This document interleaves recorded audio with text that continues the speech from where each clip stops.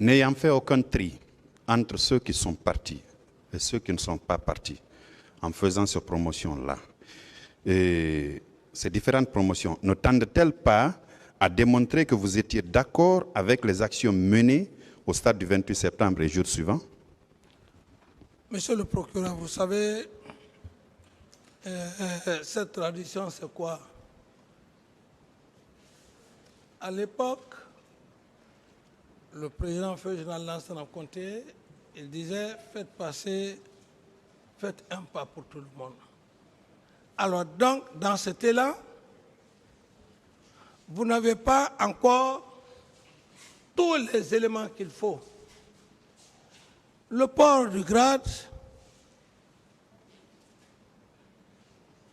ne peut pas dire que l'infraction qui a été faite ou les bavures qui ont été faites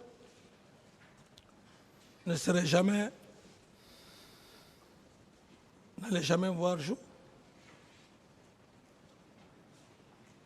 Ce qui ne veut pas dire que donner un pas à toutes les forces armées guinéennes, ça a des conséquences par rapport à ce qui s'est passé au stade du 28 septembre. Non, c'est une tradition, et je dis bien cette tradition,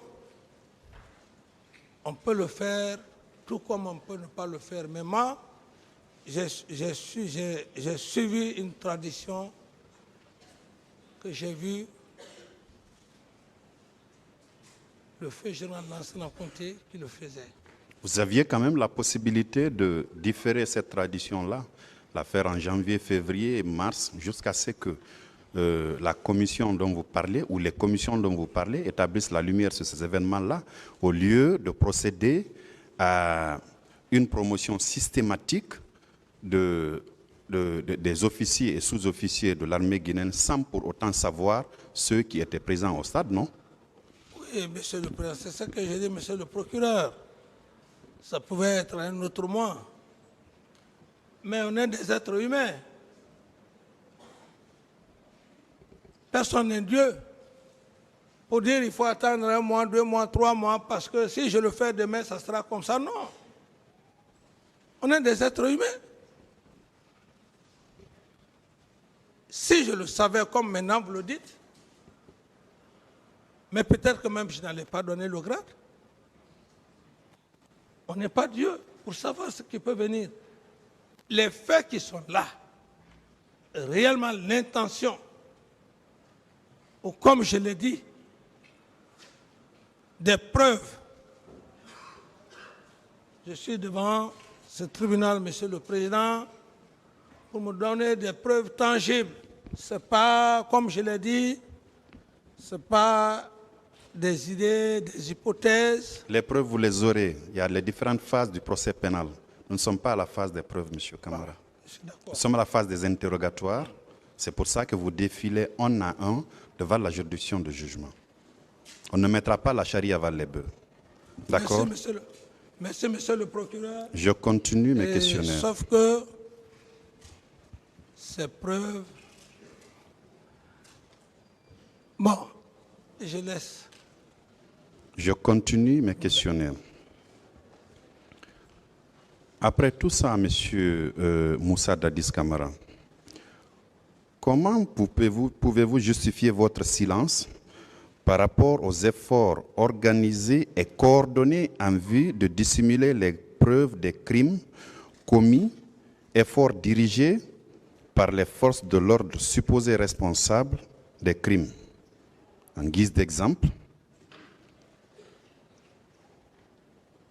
juste après le carnage du 28 septembre, le stade du même nom a bénéficié d'une couche de peinture pour effacer les traces de sang qui pourtant étaient visibles. Comment vous justifiez votre silence par rapport à ces faits? Monsieur le procureur, juste vous dire que je ne suis pas le directeur de centre du stade du 28 septembre. Être président d'une nation ne veut pas dire que vous devrez jouer le rôle d'un directeur ou d'un ministre. Non. Si ce que vous dites,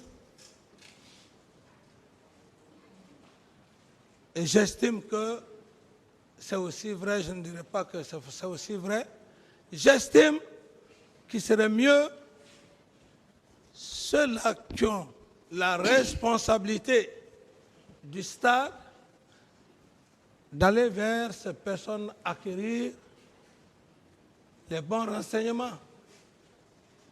Quels sont ceux qui sont rentrés au stade pour faire tel, pour faire tel, pour faire tel? Mais ce n'est pas moi, Monsieur le Président. Je ne suis pas directeur du stade. Monsieur Camara, c'est vous qui êtes à la barre. Donc, le directeur du stade n'est pas là. Voilà, moi, puisque je ne suis pas directeur du stade, je ne suis pas ministre des Sports, franchement parlant, Monsieur le procureur, je ne peux pas expliquer ce que vous venez, les détails que vous venez de faire. C'est d'ailleurs ma toute première nouvelle, ce que vous venez de dire. Sauf que vous avez dit à la barre du tribunal, pour votre défense, que vous aviez appelé, vous avez contribué à mettre en place une commission d'enquête nationale et une autre à l'échelle internationale. Et vous savez, quand un crime est commis, vous savez bien que vous n'avez pas probablement fait des études de droit, mais vous devez savoir que au niveau de la scène de crime, on ne touche rien, jusqu'à ce que la commission vienne constater de visu. Mais on s'est précipité pour mettre une couche de peinture au stade du 28 septembre pour ne pas qu'à l'arrivée de la commission ou à l'arrivée des enquêteurs, qu'il y ait une trace visible du sang qui existait là. Monsieur le procureur, à ce niveau-là, moi, il y a une situation de massacre qui s'est perpétrée dans un lieu connu, aussi grave. Mon rôle, c'est d'alerter la communauté internationale et les autorités judiciaires du pays. Alors, si dans cette mission, qu'à l'intérieur qui ne va faire leur mission, est-ce moi ma faute? Non. Est-ce moi ma faute? Non. Moi, je crée une commission nationale pour une transparence. On choisit des cadres, des magistrats, de ceci, de cela. Et s'il y a faillite dans cette commission, c'est à moi la faute. C'est comme si un chef, un directeur donne un travail à ses subordonnés. Il dit, allez pour telle mission dans une région. Au cours de cette mission,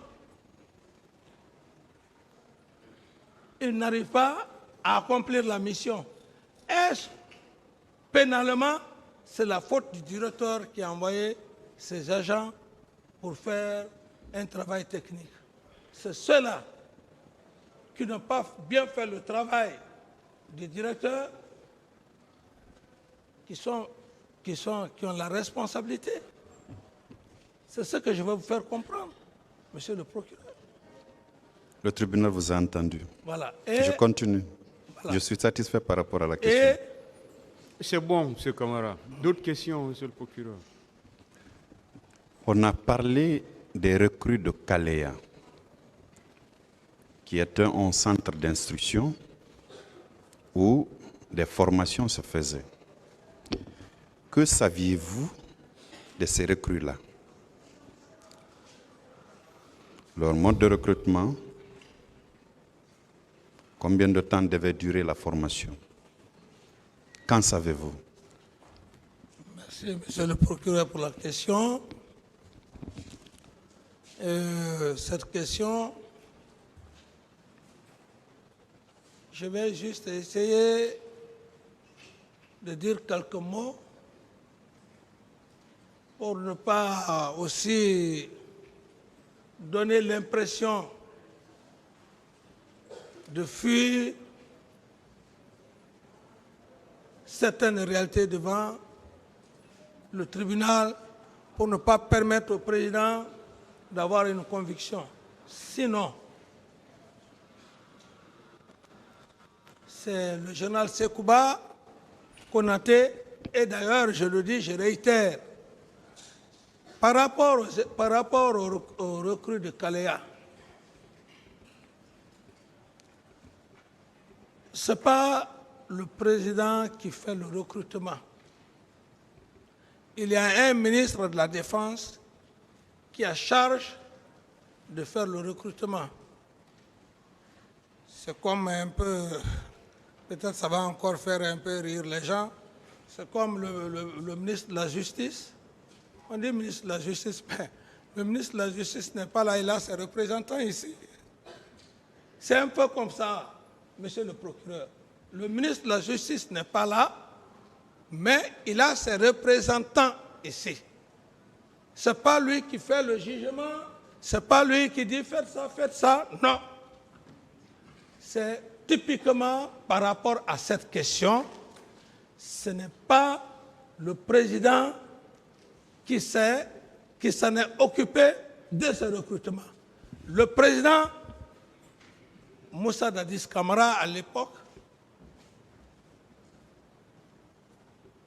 a simplement dit au ministre de la Défense, si vous voulez faire un recrutement, faites au niveau de toutes les 4 régions naturelles. Donc ça veut dire que le ministre de la Défense nationale vous avait informé qu'il devait procéder à un recrutement au sein des forces armées guinéennes, n'est-ce pas? Parfait. C'est ça. On ne pouvait pas procéder à un recrutement sans pour autant que vous en étiez informé, surtout que vous étiez commandant en chef des forces armées guinéennes. Tout à fait normal, il faut être honnête. Bien. Le ministre de la Défense, s'il doit faire un recrutement, il tient à informer le président. Donc, le président lui donne le feu vert. Maintenant, la méthode ou la manière de recruter l'incombe. Le président dit les 4 régions. S'il l'a respecté, s'il ne l'a pas respecté, si vraiment sa présence va être là, il va vous dire comment il a recruté, comment il a procédé au recrutement des hommes de Kalea. Et d'ailleurs, c'est dans cette salle que je remercie d'ailleurs Dieu que M. Toumba ait dit ici que dans ce recrutement, un recrutement, ce n'était pas dans les règles de l'art, tout ça, mais que dans ce même recrutement, qu'il a eu des quotas et le ministre de la Défense a eu des quotas. Ce n'est pas moi qui le dis. Est-ce que le ministre de la Défense nationale... Monsieur le procureur, laissez-moi aller au bout de mes idées, c'est important. S'il est satisfait, c'est bon. J'ai besoin aussi de faire asseoir la conviction du président. C'est important. Allez-y. J'ai besoin de faire asseoir sa conviction. Allez-y, j'attends. Allez-y, j'attends tout le temps qu'il faut. Ceci étant, c'est dans cette salle que j'ai appris qu'il y a eu 2 centres de formation. Kalea et un autre centre d'ailleurs qu'on dit Siam. Nuit été, ce jugement-là, je n'allais pas savoir qu'il avait le même recrutement a eu 2 centres de formation. Voyez-vous que c'est contradictoire, ambigu. Seul le ministre de la Défense peut éclairer votre lanterne. Comment il a fait le recrutement? Quelles sont les régions où il a fait le recrutement? Quels sont les centres? il a interné les recrues. C'est seul le ministre de la Défense, monsieur le Président. D'autres questions?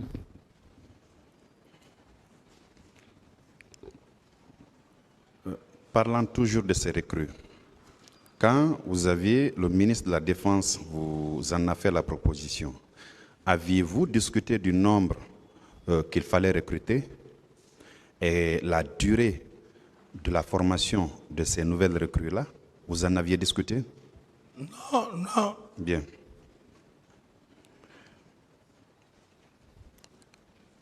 Est-ce que vous confirmez que ces recrues-là étaient au stade du 28 septembre, le 28 septembre 2009?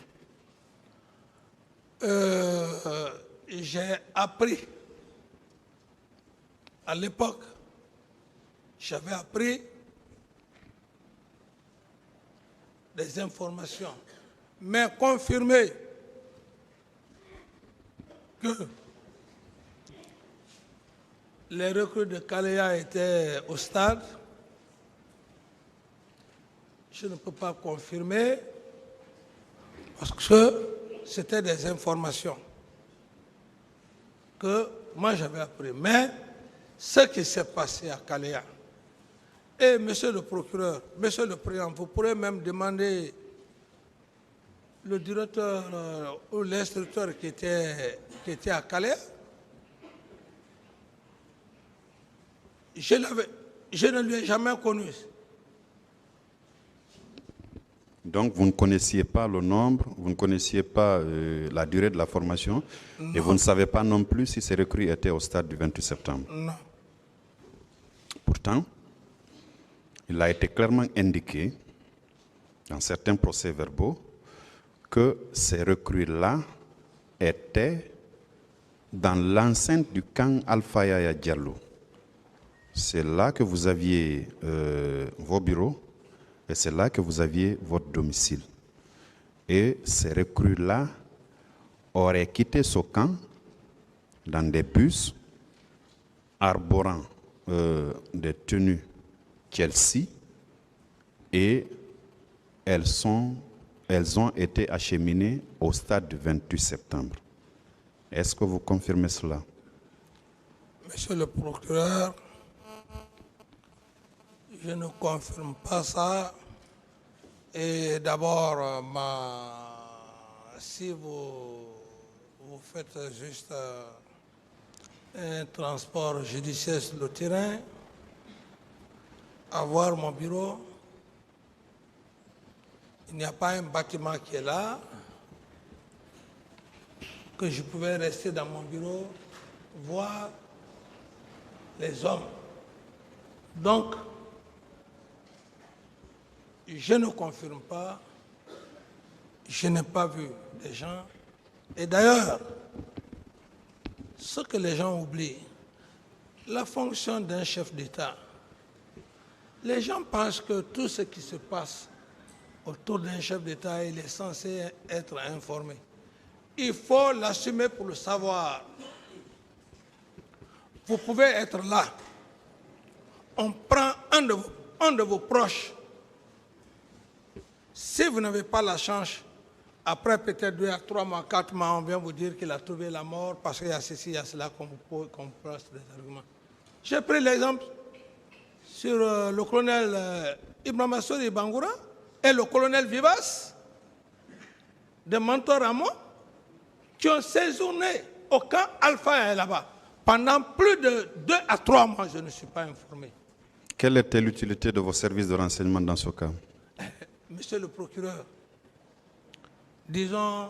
Vous étiez chef de l'État quand même. Je vais juste vous Vous dire, étiez commandant en chef des forces armées, président du CNDD, président de la transition quand même.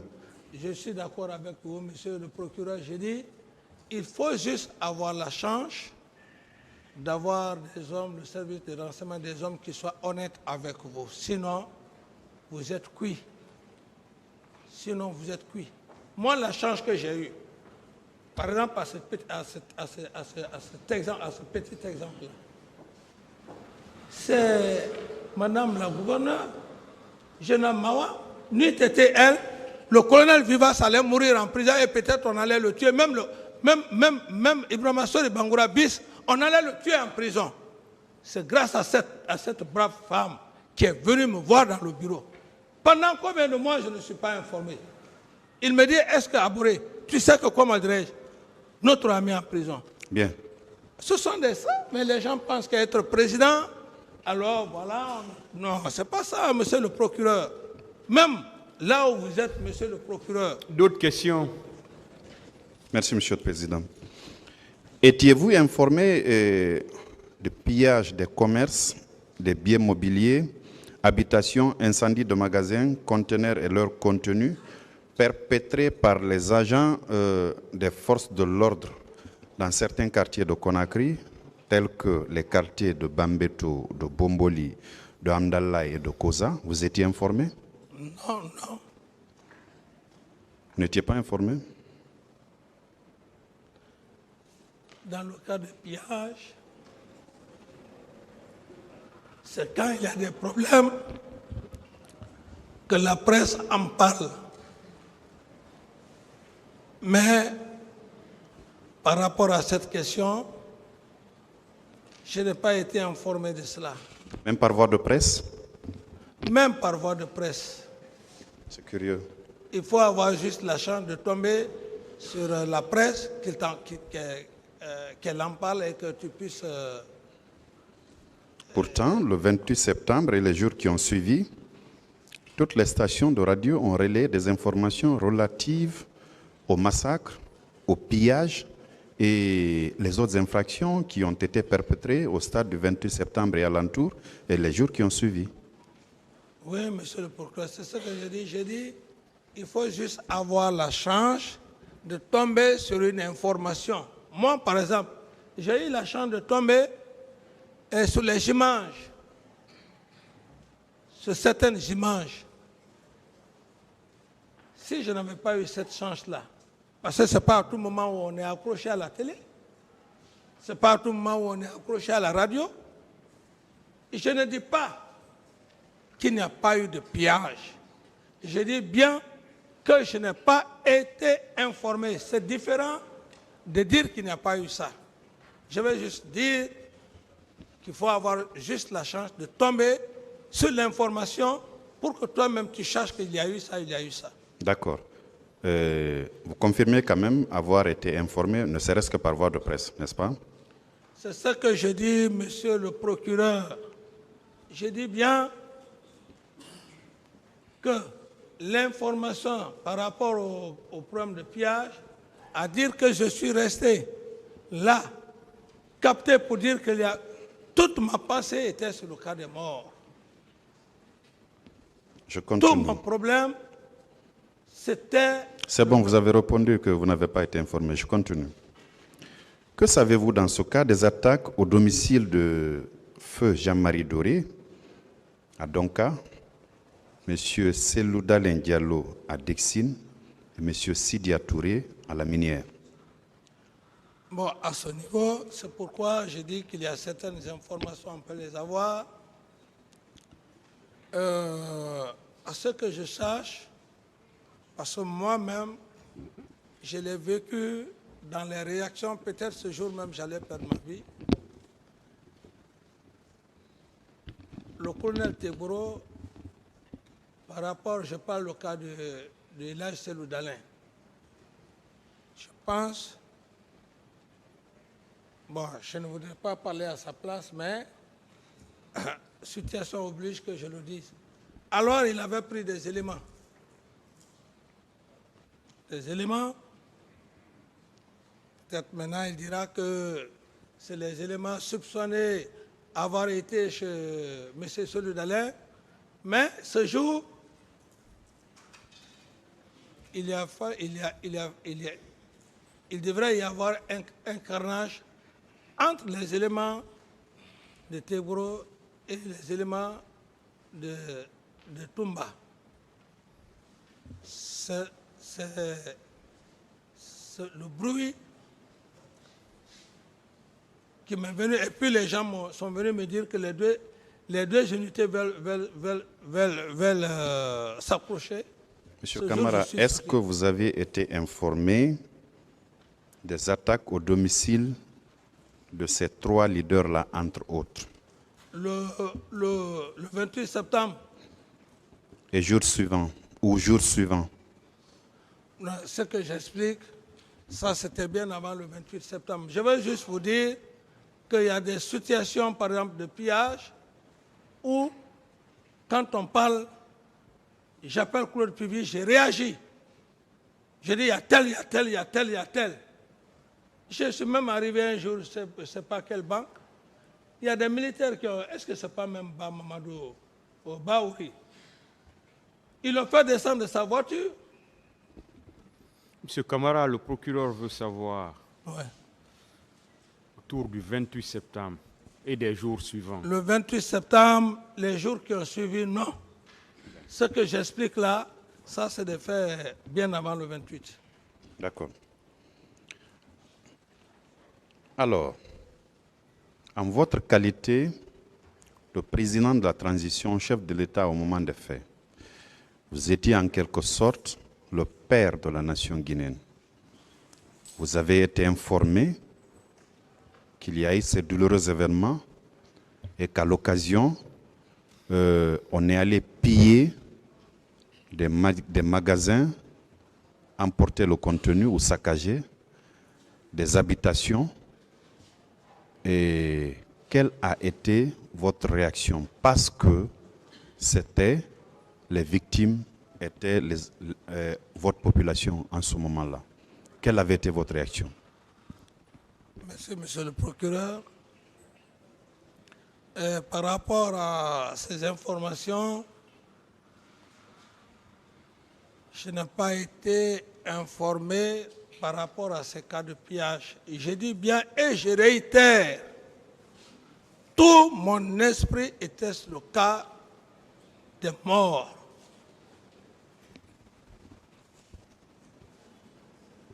C'était tout mon problème. Les gens qui sont morts au stade, parce que c'est un fardeau, je voyais déjà ce fardeau. Mais dire que bon, on m'a informé les cas de pillage, non. Est-ce qu'en conseil de ministres, le sujet avait été tout au moins évoqué? Merci.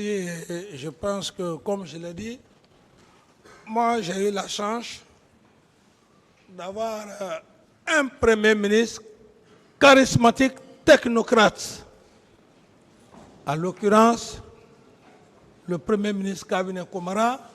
Je n'avais même pas besoin d'assister à un conseil de ministres. Demandez le Premier ministre Komara. Pas un seul jour, j'ai présidé un conseil de ministres. est-ce que le sujet a été discuté devant vous en Conseil des ministres? Non, je n'ai jamais été. D'autres questions, monsieur le Voilà. procureur? Il n'y avait pas eu de comité de crise non plus pour parler de cette situation qui a endeuillé plus Bien d'un. sûr, il y avait eu un comité de crise. Voilà, composé de qui et de qui? Ce comité de crise, j'avais confié ça au PM et je crois que ce comité de crise, si j'ai bonne mémoire, sauf que au ministre de la Coopération, un homme aussi très sérieux, le ministre Koutoubou, alors des hommes de ressources. Ce comité de crise, et il y avait aussi des religieux. Après les travaux de ce comité de crise, un compte-rendu vous avez été fait? Oh, bon, cela a trouvé maintenant que on avait déjà perpétré l'attentat contre moi. C'est au Burkina où je suis resté. Septembre, octobre, novembre, ce comité ne s'est pas réuni, n'a pas travaillé pour venir vous faire vous rendre compte des travaux de la commission et vous faire des recommandations? Monsieur le procureur, Par rapport à un événement aussi important que ces massacres et pillages-là? mais c'est ce que je dis et je pense que ce comité a fait son travail. Pourquoi? Parce que les gens qui ont perdu leur vie au stade, il y a eu cette commission-là, la commission de corps qui devrait s'occuper des corps et qui devrait faire, bon, dire distribution des corps, c'est un peu, je ne trouve pas le langage parce qu'un corps, on ne distribue pas, mais le langage approprié, donner le corps aux parents. Cela a été fait par suite d'une commission, et cette commission, elle était sous l'égide des religieux et de... Monsieur Camara, tout ce que monsieur le procureur veut savoir, c'est est-ce que cette commission vous a rendu compte une fois? Cette commission me faire un compte rendu